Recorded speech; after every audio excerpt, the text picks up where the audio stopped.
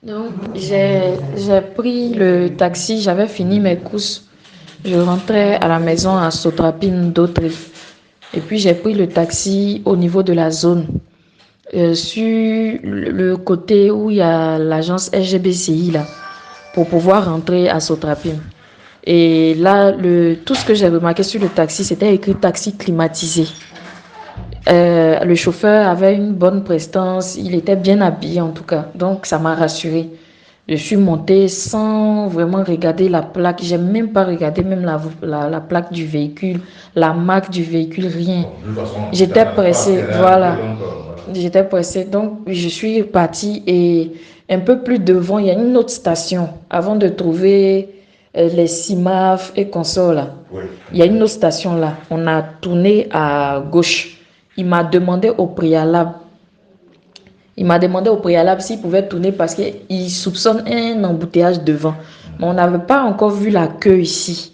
Donc j'ai dit, bon, ok, du moment où on arrive vite, je sais aussi qu'il y a des travaux sur le tronçon, donc ça peut créer effectivement des embouteillages. Donc on a contourné. Et c'est au moment où on était en train de contourner, j'étais sur le téléphone et quelqu'un a mis la main par derrière avec une sorte de lotus ou chiffon ou quoi, avec un produit certainement, non, pour m'asphyxier. Voilà, et j'ai essayé de me débattre pendant quelques minutes, mais je n'y arrivais pas.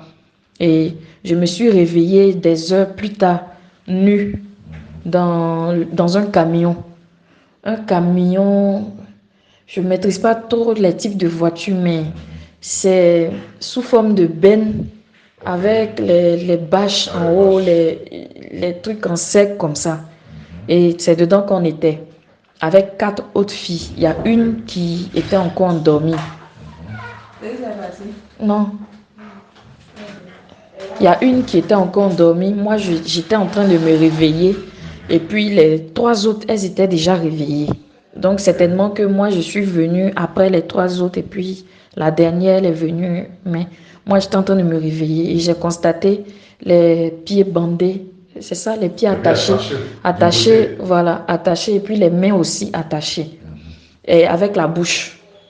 Mais ils nous ont laissé les yeux dans la voiture. Dans le camion. Oui, dans le camion. Et au bout d'un moment, on a fait une distance et on a pris, c'est comme si on est sorti de la route. Et on est allé, on a garé quelque part, ils nous ont bandé les yeux, ils ont enlevé le bandage qu'il y avait au niveau de la bouche pour nous mettre au niveau des yeux. En ce moment-là, tu n'as pas reconnu un peu l'endroit où vous étiez? Non, non, on était encore dans le camion. C'est dans le camion que le monsieur est monté pour nous bander. Non, on n'a pas vu dehors. Et il nous a rassurés, il nous a dit de rester tranquille. Si toutefois on restait tranquille, il n'allait pas nous faire de mal. Donc, il nous a bandé les yeux et on est descendu. On est descendu vu qu'on était nu-pieds. Donc, j'ai senti que je marchais sur des branches et puis des herbes. Et arrivé à un moment, on est rentré dans une maison. Et dans la maison. Après plusieurs heures. Pas tellement, on n'a pas trop duré. On n'a pas trop duré. Et de mon réveil, hein, parce que à mon réveil, je ne savais pas où on était. Je ne savais pas aussi combien de temps j'avais fait dans le sommeil, je ne savais rien. Donc, étant, on est descendu du camion et les yeux bandés, on est rentré dans une maison. C'est dans la maison qu'on nous a ouvert les yeux. Il y avait une dame, une maman, peut-être de la cinquantaine après. C'est pas une vieille, mais c'est une maman. Elle était un peu âgée. Elle avait les cheveux courts. Elle n'était pas noire, elle était un peu bronzée. Un peu comme... Elle était un peu bronzée. Donc, non, non, non, non, non. Elle n'était même pas claire comme moi. Elle est un peu bronzée. C'est elle qui nous a épilés. Elle a fait nos toilettes en présence des gens armés là, qui étaient là. Ils étaient habillés comment? Ils étaient habillés en militaire. En tenue militaire? Oui, en tenue militaire. Maintenant, là, ils n'avaient pas mis de cagoule. Non, c'était un cache-nez. Le monsieur qui était là, c'était un cache-nez d'abord. Ceux qui étaient en cagoule, là, c'était devant. Le nombre de personnes? Ici, là, ils étaient 2. Il y avait un dans le véhicule et puis un à côté de la dame. Pour la dame, il y avait un seul. Il n'avait pas de cagoule. Il avait un cache-nez noir. C'est tout. Et la dame nous a fait les toilettes. Et c'est lui, quand la dame a fini les toilettes, il a pris la tondeuse pour nous couper les cheveux. Et il a fini, il a donné à la dame, il dit voilà les restes. Donc, je ne sais pas ce que la dame a fait des cheveux, des poils, mais il lui a donné. Et lui, par contre, il parlait, il avait un accent anglophone. Ok. Il avait un accent. La dame parlait comme nous. Elle était peut-être ivoirienne ou née en Côte d'Ivoire, mais elle parlait comme nous. Elle n'avait pas d'accent. Ok. Mais le monsieur qui nous a tondu les cheveux, lui, il avait un accent. Et anglophone, quand un anglophone essaie de parler le français, là, avec les difficultés de la langue, il parlait comme ça. C'est lui qui était chargé de tondre les cheveux. Voilà, c'est lui qui nous a tondu les cheveux. C'est lui aussi qui était là quand la dame nous épilait et autres. Et quand on a fini, ils nous ont rattachés encore, fermé les yeux. Ils l'ont ligoté à nouveau. Oui, ils nous ont ligoté à nouveau et on est sorti avec les yeux fermés. On est reparti, mais cette fois-ci dans un autre véhicule. Ok. Dans un véhicule plus grand que celui que nous avons envoyé. Donc, on est monté et une fois monté, le monsieur est monté avec nous. Il nous a enlevé les yeux, les bandages des yeux pour mettre au niveau de la bouche. C'était toujours les mêmes bandages qu'on avait. Au niveau des yeux qui passaient à la bouche, de la bouche qui passait aux yeux. Mais dans le camion, on avait les yeux ouverts, mais la bouche fermée pour le voyage. Mais quand on arrivait quelque part, on avait plutôt les yeux fermés et la bouche ouverte. Et il nous demandait de ne pas crier, de ne pas faire de bruit. Donc, on est monté dans le camion et on a fait une longue distance. Au point où même on s'est endormi. Je me suis surprise même en train de dormir. Je me suis réveillée en sursaut. Les autres filles d'autres dormaient. On a fait vraiment un long chemin sur une route bitumée. On n'est pas passé sur l'autoroute, même comme ce qu'on attrapait à Boaké quand on venait, où on a eu des petites secousses. On n'a pas eu ce genre de secousses-là. Ok. C'était plat. Ok. Jusqu'à arriver à un niveau où on est sorti. On est sorti de route. On est rentré dans un endroit où ça faisait boko, boko, boko, boko. Voilà. Et Des dodanes. voilà. Et on était en train de rentrer légèrement quand, oui, ils étaient en train de parler d'un autre colis qui arrivait, un truc comme ça. Donc, ils ont garé. Et il y a un autre véhicule qui est venu livrer. Je vais prendre le thème. Il y a un autre véhicule qui est venu donner les deux petites filles. Oui, j'ai vu livrer encore. Voilà, d'autres colis, comme il disait. Voilà. Deux petites filles, oui. Deux petites filles claires aussi comme nous. Mais une avait l'âge de 4 ans, autour de 4 ans, 5 ans. Et puis l'autre avait autour de 6 ans, peut-être 7 ans maximum. Mais elles étaient à peu près Non, les deux étaient filles. On était toutes filles. Wow. Mais elles étaient déjà coiffées aussi. Et puis déjà nues comme nous. On n'avait pas de vêtements ni de sandales, rien. Et on a repris la route. On est sorti du coin qui était bizarre là. On est sorti, on a repris la route encore. On a repris la route encore sur une longue distance encore.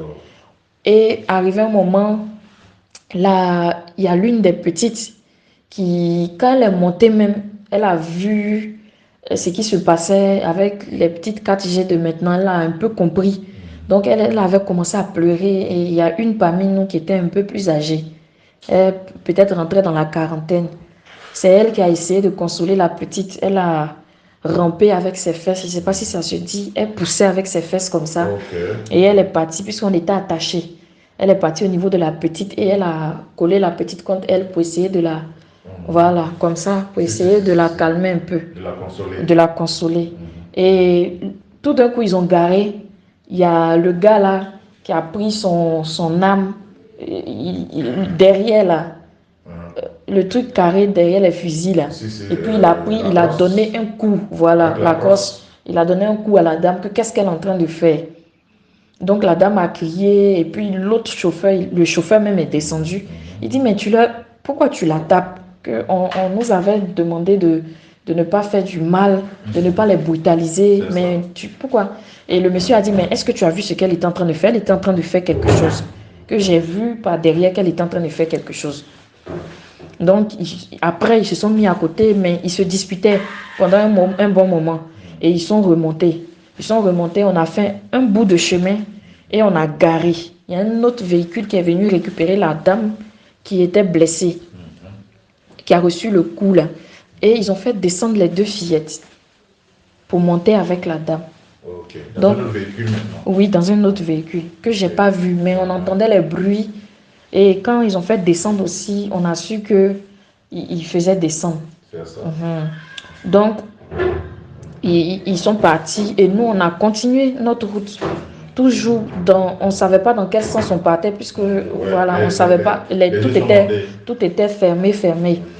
Donc, on a pris la route, Arrivé un moment, on est rentré encore dans le chemin bizarre là. On est rentré encore dans un chemin et on nous a fait descendre. Ils nous ont bandé les yeux, ils nous ont fait descendre. Donc, quand ils nous ont fait descendre, on est arrivé à un niveau et il y avait 2 messieurs en cagoule. Cagoule un peu comme pour... Les cagoules là sont en treillis, tatoués en treillis comme ça. C'est pas les noirs comme les bandits potes là. C'est des cagoules comme les militaires. Ils étaient habillés comme des militaires. Et en tenue militaire En aussi? tenue, oui. Et avec les calages, je ne sais pas si c'est calage, mais c'est pas long. Ça, c'est pas les Kalachnikov. Bon, pourtant, je connais pas. C'est pas pistolet. Ça doit être les Uzi. Au milieu là. Les Uzi ou les fusils à pompe. Pourtant, je connais pas les noms. Les Uzi, Donc, c'est pas trop long. Ça vaut d'ici comme ça. Eux, ils étaient là avec 2. Un avec un sur sa poitrine. Et on est rentré. Il y avait un monsieur en blouson avec cagoule aussi. Donc, ils nous ont fait asseoir et on devait passer. Ils nous ont pris la tension, la température, le poids et puis l'âge. Et après, il nous a demandé de nous étendre sur les lits picots. On devait passer chacune à son tour pour faire une sorte de visite médicale. Donc, ils nous ont palpé les seins, ils nous ont touché.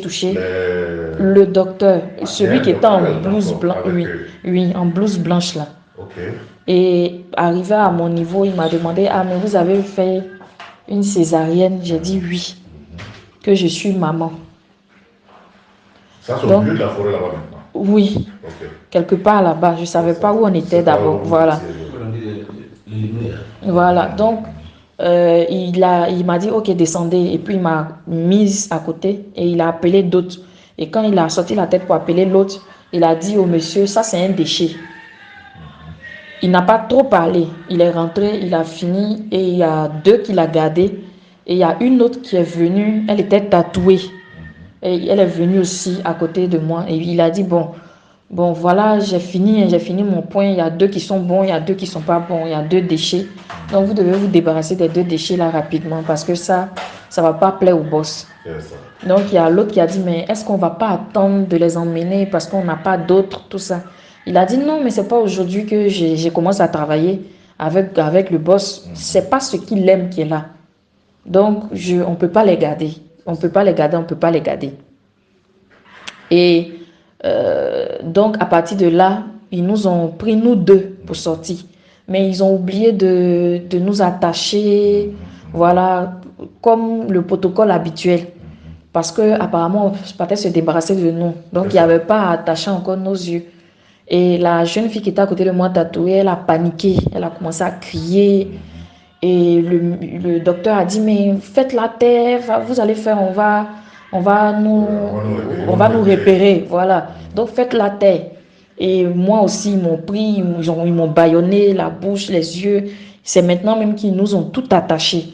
Et elle continuait à crier et sa voix s'éloignait puisque j'avais les yeux maintenant fermés. Sa voix s'éloignait jusqu'à arriver un moment où j'ai entendu un détonnement. Je pense qu'ils ont dû la battre. Et l'autre monsieur qui était resté avec l'âme là, c'est lui qui m'a mise dans la voiture, dans une petite voiture qui était là. Et il est monté devant. Et après le coup de fusil? Moi aussi, il partait me débarrasser, mais je l'entendais plus crier. Mais le monsieur qui l'avait pris, lui, il était là-bas avec elle. Il restait un avec moi. Donc, lui, il m'a pris dans le véhicule pour aller se débarrasser de moi un peu devant. Donc, on a roulé un peu longtemps, pas trop longtemps. On a roulé quand même un peu. Et puis, il est descendu avec une sorte de pioche parce que j'entendais les bruits et il a commencé à creuser. Pioche ou bien pelle, quelque chose qui peut creuser. Et il a creusé, voilà. Et il a creusé jusqu'à... Et il m'a demandé, il a arrêté de creuser, puis il m'a dit, Madame, votre césarienne, là, c'est quoi au juste? Et puis j'ai dit, ah, j'ai un enfant, j'ai un petit gosse de 4 ans. Et puis il a dit, ah bon? Et puis j'ai commencé à le supplier. C'est là en même temps j'ai enchaîné, pardonnez, ne me tuez pas s'il vous plaît, ayez pitié. Et pendant tout ce temps j'étais attachée, je me suis mise à genoux, j'ai commencé à pleurer, mais je ne criais pas. Je lui demandais pardon, que j'allais partir loin, tout. Et j'ai commencé à pleurer, pleurer. Et il a défait mes pieds et il a enlevé là, le bandeau sur mes yeux. Il a défait les pieds, il a enlevé le bandeau sur les yeux. Mais mes mains étaient toujours attachées. Et il m'a fait signe pour dire qu'il n'a pas serré le fil, mais d'attendre quand il va partir. Voilà, quand il va prendre la voiture pour aller un peu plus loin, que j'entends plus les bruits de voiture, là je pourrais courir.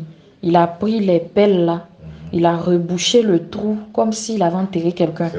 Il a tiré en l'air et puis il est monté, il a démarré sa voiture et puis il est parti. Donc quand il est arrivé à un niveau où j'entendais plus vraiment, c'est comme ça. Moi aussi, j'ai commencé à courir. J'ai pas voulu rester là. J'ai commencé à courir. Je suis rentrée dans la brousse, mais il faisait nuit, terriblement nuit. Je savais pas où m'orienter. Donc, je courais à l'aveuglette. Au bout d'un moment, la fatigue, puisque ça faisait 4 jours, j'avais pas mangé. J'étais vraiment fatiguée, épuisée. Je me suis écoulée. Peut-être que s'ils étaient passés par là, ils m'auraient pris en même temps, mais je me suis écoulée. Et Dieu qui ne dort pas, j'ai dormi sous l'effet de la fatigue et arrivé à un moment, j'ai sursauté, je me suis réveillée en sursaut au milieu de la forêt, mais il faisait jour, il y avait le brouillard, le jour se levait, il y a le brouillard là-bas. Donc le jour se levait, il y avait le brouillard, j'ai dit, oh Seigneur, il fait jour. Donc je me suis levée, j'ai commencé à marcher, je priais, je pleurais, je pleurais au fond de moi. Je priais et j'ai marché. Le soleil s'est levé, le soleil est descendu le soleil était en train de partir presque. Un peu comme quand le soleil devient orange, là. Quand ça descend et puis le coin devient... Oui, il faisait soir, vers 17h, 18h. C'est comme ça, il y a une dame qui était sur son vélo avec un monsieur, son mari peut-être. Et puis, je suis sortie sur la clairière, là, je les ai vus. Donc, je leur ai demandé de l'aide, mais ils m'ont pris pour une folle puisque j'étais nue. C'est ça. Mais ce monsieur qui a demandé à la dame, au moins, on peut la couvrir. Et la dame a pris son pan, elle m'a fermé. J'étais découragée, je ne savais pas où m'orienter. Ils ne m'ont pas aussi dit s'il y a une ville tout près. Et je suis rentrée dans la clairière là, pour ne pas être sur les pistes. J'ai commencé à marcher jusqu'à il faisait nuit. Et vraiment, j'étais à bout de souffle. Je ne pouvais plus. Je ne pouvais plus avancer. Je suis tombée là. Et dit, advienne que pourra. Soit je meurs, soit quelqu'un me retrouve et puis on m'aide. Et c'est là que j'ai entendu pom pom pom, pom pom pom, comme s'il y a des camions qui passent. C'était pas trop loin, comme j'ai l'ouïe quand même développée. Je me suis levée, j'ai dit, j'ai trouvé de la force, je me suis levée, j'ai commencé à marcher. Et effectivement, j'ai vu. Le monsieur et la dame sur le vélo, ils sont partis. Ils m'ont juste donné le pain pour me revêtir, ils sont partis. Ils m'ont rien dit, ils m'ont pris pour une folle carrément. Donc, au bout de la route, j'ai vu maintenant la route. Il y avait les camions qui passaient. J'ai vu même les camions maintenant passer. Mais j'étais un peu cachée dans les herbes hautes là. Et j'ai vu les lampadaires allumés avec 2 jeunes filles et puis un jeune à moto. Ils étaient en train de causer, puis je suis partie vers eux. Quand je suis arrivée aussi, ils ont pensé que j'étais folle. Je leur ai demandé de l'aide. Gendarmerie, police, ils disent d'expliquer. Je dis, mais je veux voir un gendarme. Il n'y a pas un gendarme ou une police quelque part. Et ils faisaient bizarre. Ils hésitaient. Donc, moi aussi, je ne voulais pas m'arrêter. J'ai commencé à prendre la route de la brousse encore. Et c'est là, il y a une jeune dame en cheveux courts. C'est elle qui m'a arrêtée. Et elle m'a dit, madame, pardonnez, revenez. Et je suis revenue vers elle. Ils étaient devant un hôtel, ça s'appelle Asena. Asena.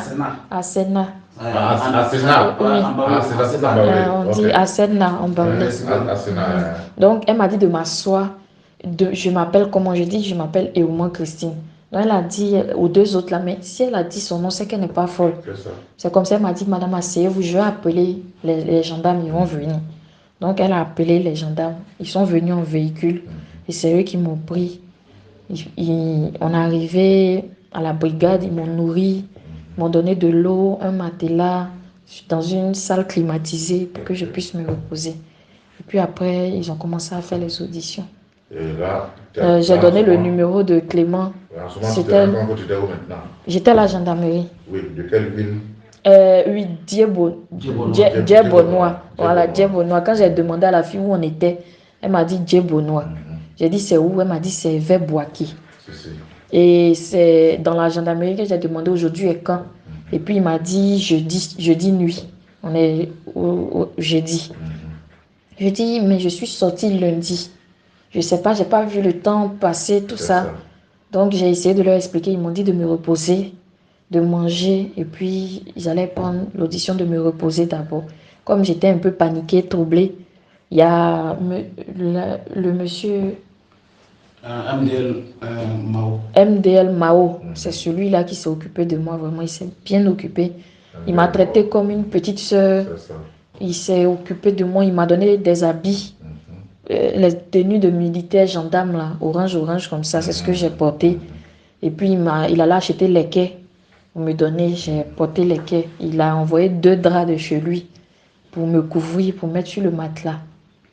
Et il est resté avec moi jusqu'autour de 2 heures. Il n'était pas de garde, donc il m'a dit il allait aller se reposer parce que demain, il devait monter pour remplacer ceux qui sont là. Et il est rentré et puis les autres se sont occupés de moi. Et donc, du lundi jusqu'à jeudi, les malfaiteurs là, ils ne vous donnaient pas à manger? Non, on prenait des fruits, ils nous donnaient des jus de fruits dans les pipettes et puis de l'eau. On n'a pas mangé. Ok. Donc c'est comme ça que quand tu as donné le numéro de Clément. Il a donné le numéro de Clément et puis l'adjudant, le MDL Mao l'a appelé. Il y avait 2 numéros en tête, son numéro et puis le numéro de maman, mais comme elle a l'attention, j'ai préféré... Oui, on n'a pas que... Je comprends. D'accord. Merci. MDL la matin, oui, au matin de ce vendredi-là. C'est ça, non? Aujourd'hui, vendredi. Ce matin-là, quand je me suis réveillée, avant que mes parents n'arrivent, il allait me faire à manger. Il a acheté du pain, du pain, café.